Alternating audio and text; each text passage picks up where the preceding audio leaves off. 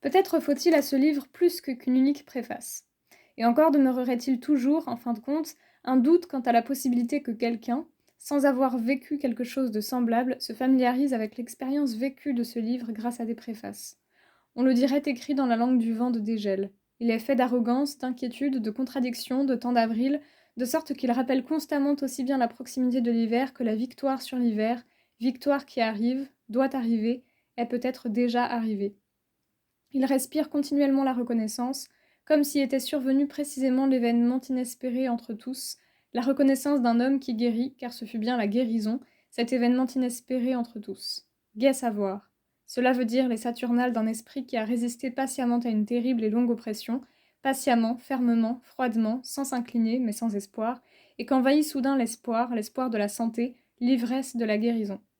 Quoi d'étonnant qui apparaisse bien de la déraison et de la folie, bien de la tendresse expiègle, prodiguée même à des problèmes qui ont une peau hérissée de piquants et ne sont pas du genre à se laisser caresser et charmer. Tout ce livre n'est justement rien d'autre qu'une réjouissance qui succède à une longue privation et une longue impuissance, l'exultation de la force qui est de retour, de la foi ranimée en un demain et un après-demain, du brusque sentiment et pressentiment d'avenir, de proches aventures, d'un grand large de nouveaux offerts, de buts de nouveaux permis, auxquels on croit de nouveau. Et que de choses je laissais désormais derrière moi, ce pan de désert, d'épuisement, d'incroyance, de glaciation au beau milieu de la jeunesse, cette sénilité insérée là où elle n'avait pas lieu d'être, cette tyrannie de la douleur, surpassée encore par la tyrannie de la fierté qui repoussait les conclusions de la douleur, et les conclusions sont des consolations, cet isolement radical, légitime défense contre un mépris de l'homme devenu maladivement lucide, cette restriction principielle à la mer, à l'âpre, au douloureux de la connaissance, décrétée par le dégoût qu'avait fait croître peu à peu un régime et une mauvaise éducation intellectuelle imprudents, on appelle cela le romantisme, oh qui pourrait éprouver tout cela comme je l'ai éprouvé. Moi, comme je l'ai éprouvé moi.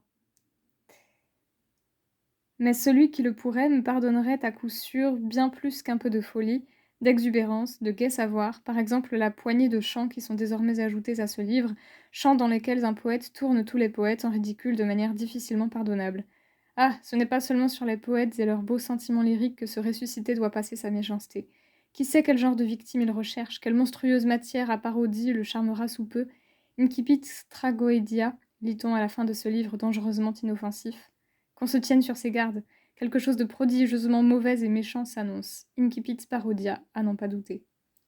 Mais laissons là monsieur Nietzsche. Que nous importe que monsieur Nietzsche ait retrouvé la santé?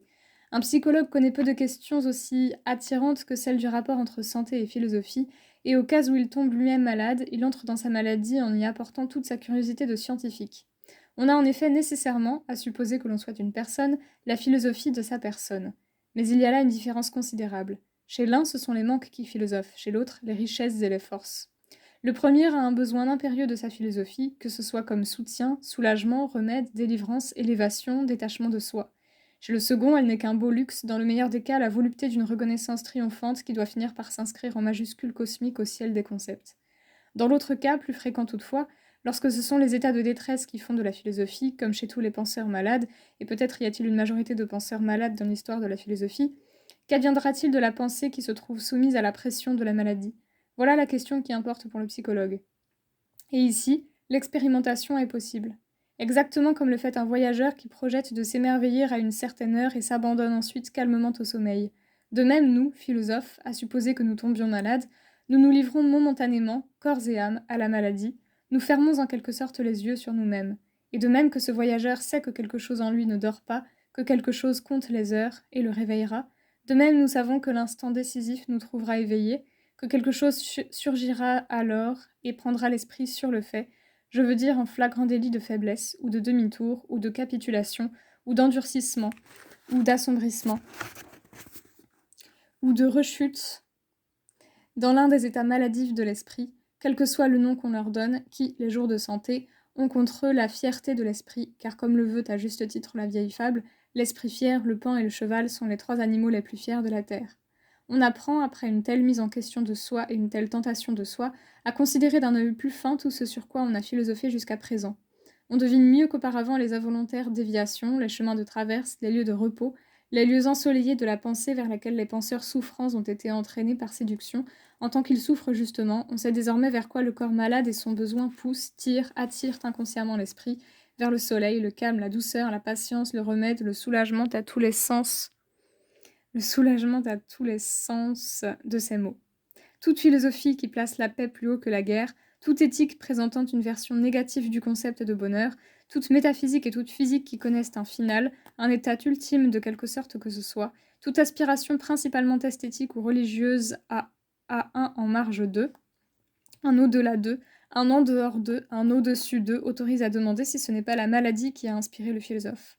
Le déguisement inconscient de besoins physiologiques sous le costume de l'objectif, de l'idéal, du purement spirituel atteint un degré terrifiant, et assez souvent je me suis demandé si, somme toute, la philosophie jusqu'à aujourd'hui n'a pas été seulement une interprétation du corps et une mécompréhension du corps.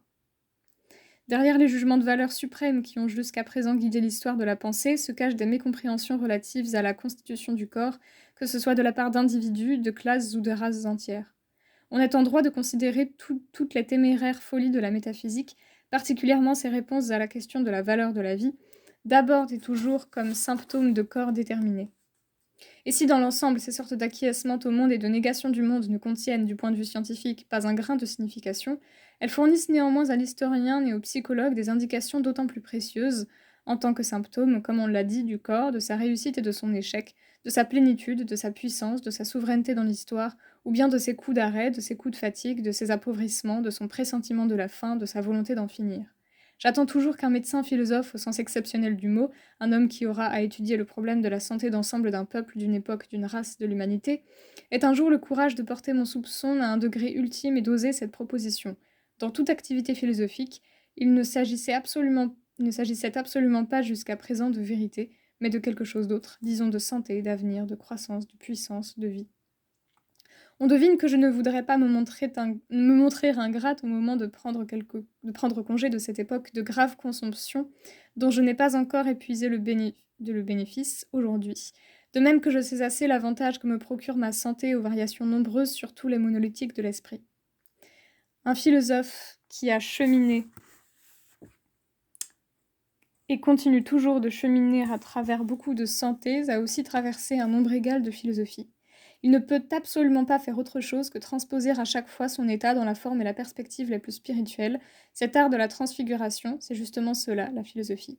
Nous ne sommes pas libres, nous philosophes, de séparer l'âme du corps, comme le peuple les sépare. Nous sommes encore moins libres de séparer l'âme de l'esprit. Nous ne sommes pas des grenouilles pensantes, des instruments de mesure objective et d'enregistrement aux viscères congelés. Nous devons constamment enfanter nos pensées à partir de notre douleur et leur transmettre maternellement tout ce qu'il y a en nous de sang, de cœur, de feu, de plaisir, de passion, de torture, de conscience, de destin, de fatalité.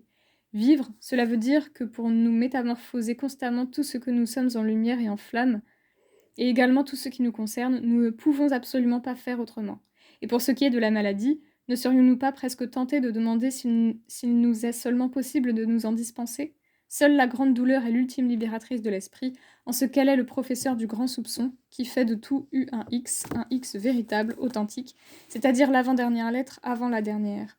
Seule la grande douleur, cette longue, lente douleur qui prend son temps, dans laquelle nous brûlons comme sur du bois vert, nous oblige, nous philosophes, à descendre dans notre ultime profondeur et à nous défaire de toute confiance, de toute bonté d'âme, de tout camouflage, de toute douceur, de tout juste milieu, en quoi nous avons peut-être autrefois placé notre humanité. Je doute qu'une telle douleur améliore, mais je sais qu'elle nous approfondit.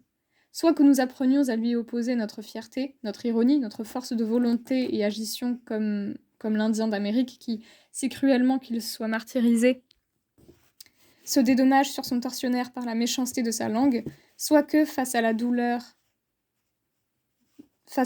nous nous retirions dans ce néant oriental, on l'appelle nirvana, dans cet abandon de soi, cet oubli de soi, cette extinction de soi muet, figé, sourd. On ressort de ces longs et dangereux exercices de maîtrise de soi en étant un autre homme, avec quelques points d'interrogation de plus, et surtout avec la volonté d'interroger désormais davantage, plus profondément, plus rigoureusement, plus fermement, plus méchamment, plus calmement que l'on avait interrogé jusqu'alors. La confiance dans la vie s'est évanouie. La vie elle-même est devenue problème. Que l'on n'aille pas croire toutefois que cela nous ait nécessairement rendu sombres. Mais l'amour de la vie est encore possible, on aime seulement de manière différente. C'est l'amour pour une femme qui suscite des doutes. Le charme exercé par tout ce qui est problématique, la joie prise à l'X est toutefois trop grande, j'ai de tels hommes plus spirituels, plus spiritualisés, pour ne pas dévorer comme un clair brasier toute la détresse du problématique, tout le danger de l'incertitude, et même toute la jalousie de l'amoureux. Nous connaissons un bonheur nouveau. Enfin, pour ne pas passer sous silence ce qui est vraiment essentiel, on revient régénérer de tels abîmes d'une aussi dure consomption, de la consomption du lourd soupçon, en ayant fait peau neuve, plus chatouilleux, plus méchant, avec un goût plus fin de la joie, avec une langue plus délicate pour toutes les bonnes choses, avec des sens plus joyeux, avec une seconde et plus dangereuse innocence dans la joie, à la fois plus enfante et 100 fois plus raffinée qu'on ne l'a jamais été auparavant. Oh, quelle répugnance nous inspire désormais la jouissance grossière, lourde, sombre, telle que la comprennent les jouisseurs, nos cultivés, nos riches et nos dirigeants. Avec quelle méchanceté nous écoutons désormais le gros tintamarre de foire au son duquel l'homme cultivé de nos grandes villes se laisse aujourd'hui violer par l'art, le livre et la musique pour atteindre aux jouissances spirituelles avec le concours de boissons spiritueuses. Que le cri théâtral de la passion nous fait à présent mal aux oreilles, qu'ils sont devenus étrangers à notre goût, tout ce tumulte romantique et ce méli-mélo des sens qu'aime la plèbe cultivée, avec ses aspirations au sublime, à l'élevé, au biscornu. Non, lorsque nous avons encore besoin d'un art, nous qui guérissons, c'est d'un autre art, d'un art espiègle, léger, fugace, divinement serein, divinement artificiel, qui, telle une flamme claire, s'élève en flamboyant dans un ciel sans nuages. Et surtout, un art pour artiste, seulement pour artiste.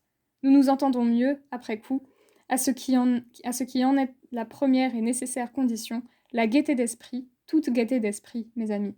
Comme artiste aussi, j'aimerais en faire la démonstration.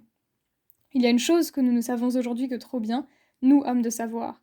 Oh, comme nous apprenons désormais à bien oublier, à bien ne pas savoir comme artistes. Et pour ce qui est de notre avenir, il n'y a guère de chance pour qu'on nous trouve sur les traces de ces adolescents égyptiens qui, la nuit, font des temples des endroits peu sûrs, enlacent les statues, et veulent dévoiler, découvrir, exposer au grand jour absolument tout ce qu'on a de bonnes raisons de tenir caché. Non, ce mauvais goût, cette volonté de vérité à tout prix, cette démence d'adolescent dans l'amour de la vérité, nous fait horreur. Nous avons trop d'expérience, nous sommes trop sérieux, trop joyeux, trop brûlés, trop profonds pour cela. Nous ne croyons plus que la vérité reste vérité si on lui ôte ses voiles. Nous avons trop vécu pour croire à cela.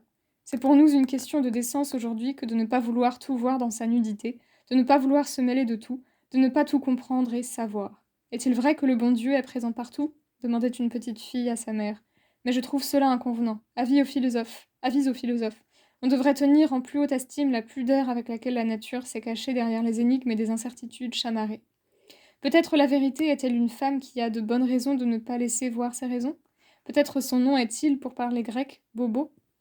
Oh, ces Grecs! Ils s'y connaissaient, pour ce qui est de vivre, chose pour laquelle il est nécessaire de s'arrêter courageusement à la surface, au pli, à la peau, d'adorer l'apparence, de croire aux formes, aux sons, aux mots, à tout l'Olympe de l'apparence. Ces Grecs étaient superficiels, par profondeur. Et n'est-ce pas à cela justement que nous revenons, nous casse-cou de l'esprit, nous qui avons escaladé le plus haut et le plus dangereux sommet de la pensée contemporaine et avons de là-haut regardé tout autour, nous qui avons de là-haut regardé en bas, en cela ne sommes-nous pas justement des Grecs, adorateurs des formes, des sons, des mots, et pour ceux justement, artistes?